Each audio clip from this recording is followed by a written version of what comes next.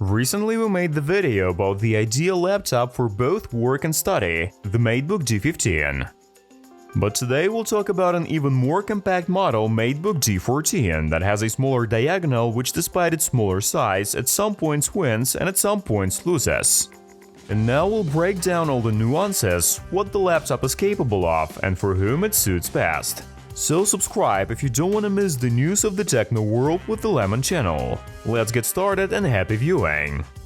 So, Huawei MateBook D14 looks like other models of the company, in particular more premium MateBook X Pro, which in turn looks like an Apple MacBook, but remains affordable, combining as quite powerful hardware, good battery life and a nice price. Cheaper than mid-range competitors for work and undemanding games. There are models that come with both a processor with integrated graphics from AMD, it can be Ryzen 7 or 5, as well as Intel Core i5 or i7 of 10th generation.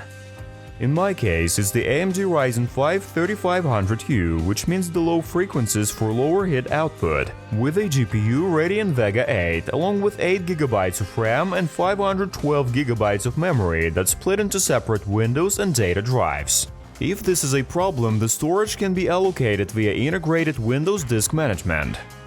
It's all housed in a small 16mm aluminum casing that weighs up to 1.5 pounds, making it quite durable, where nothing squeaks or snaps and can be safely taken with you wherever you go.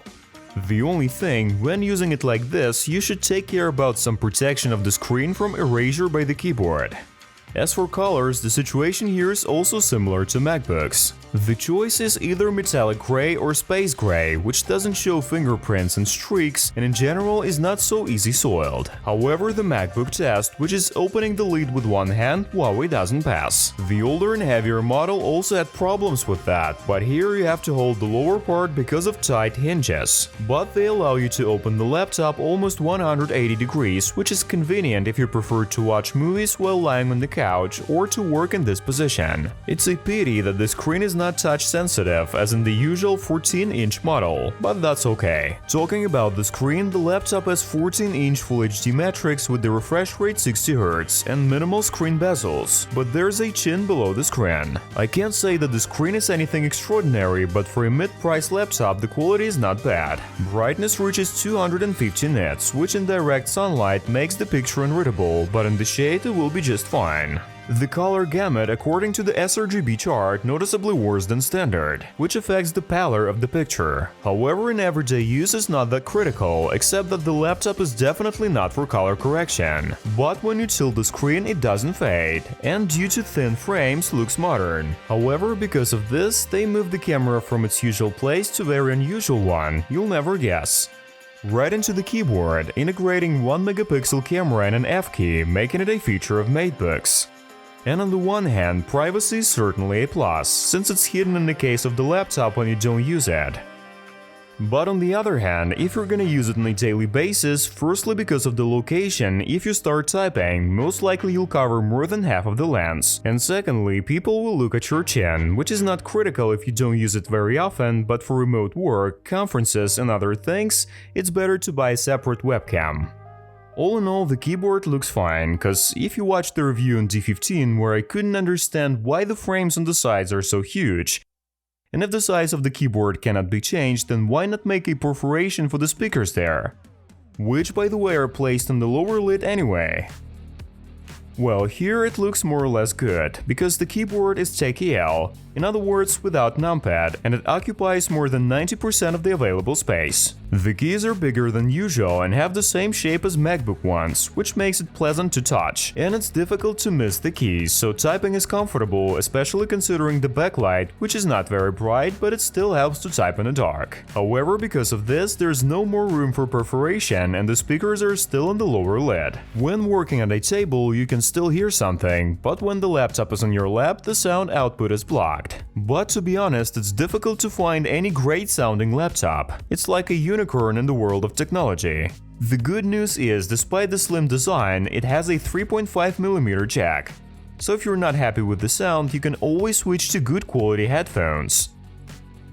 Next to the mini jack there is the usual USB 3.0, and on the other side there is a full-fledged HDMI, another USB A 2.0 and a Type-C connector which also provides charging. By the way, when it comes to charging, Huawei MateBook D14 charges very quickly thanks to the power supply of 65 watts, which charges the laptop to 50% in half an hour, but in reality to 45%.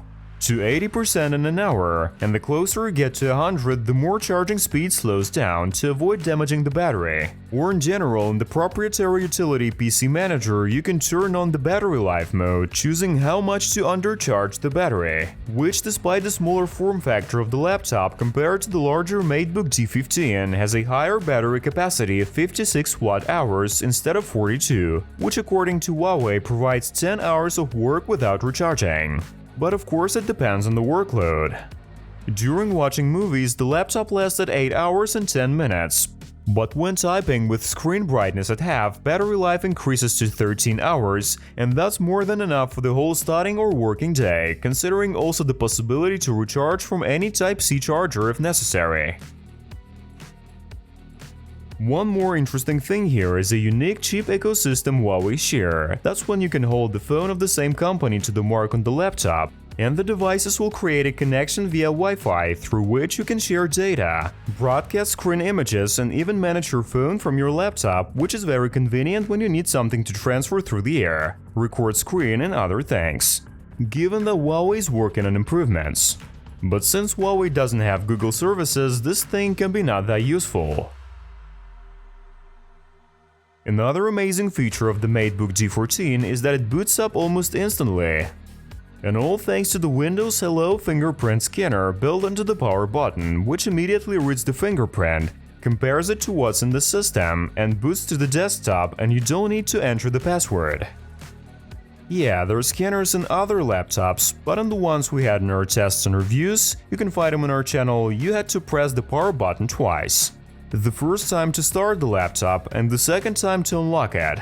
In other respects, the laptop cannot be called outstanding, especially if you compare it with other competitors. In Geekbench, it scored 12,236 points, 3,757 in PCMark, and 7,794 points in 3DMark. Not so important what the points are, but this is in normal mode without a boost. Bear in mind that the processor here can boost frequencies for a short time if necessary, followed by throttling. For games, this of course is not enough, but to render some fragment or a picture for a short time is great. As for real use, the MateBook D14 can easily cope with standard work and game tasks, facilitating text processing, internet surfing, basic photo editing, and even undemanding games.